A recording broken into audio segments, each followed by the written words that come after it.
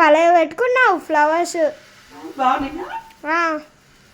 ఇవి మన చెట్టు నాన్న అయితే ఇవాళ పూసిన అందరికి ఇచ్చేసిన నలుగురికి అయినాయి ఇవాళ పూసిన ఫ్లవర్స్.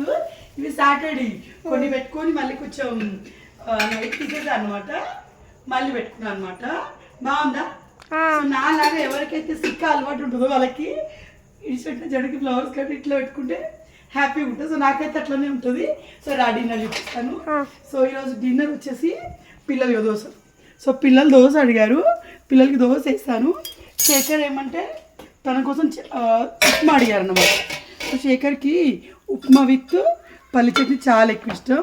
మిగిలిన రేపు పొద్దున తినొచ్చు అన్నట్టుగా ఉప్మా విత్ పల్లి చట్నీ చేశాను అనమాట. ఎంత బాగుంటుందో.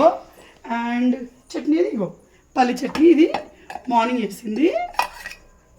సో మీరందరూ డిన్నర్లో ఏం తిన్నారో నాకు కమెంట్లో చెప్పండి.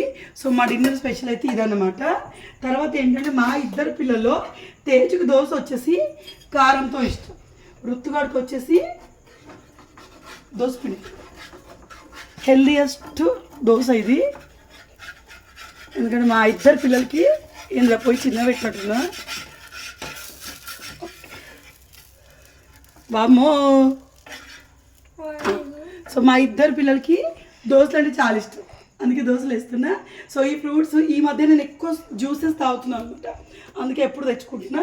అండ్ అన్నిటికంటే స్పెషల్ అప్పుడప్పుడు ఫ్రిడ్జ్లో పెట్టి అన్నీ మర్చిపోతూ ఉంటాయి కదా. సో అలా రంగమన్న బర్త్డేకి సంధ్య గులాబ్ జాములు ఇచ్చింది. ఫ్రిడ్జ్లో పెట్టినా అంటే పూర్వ షాక్ నుంచి బయటపడ్డట్టు ఇందాక తీసా. శేఖర్కి ఇష్టం, సో శేఖర్ తినమంటాను. నాకు గులాబ్ జామ్స్ ఇష్టం, ఇక నాకు ఇన్స్టంట్ మిక్స్ తోటి ఎందుకో అంత నచ్చవు.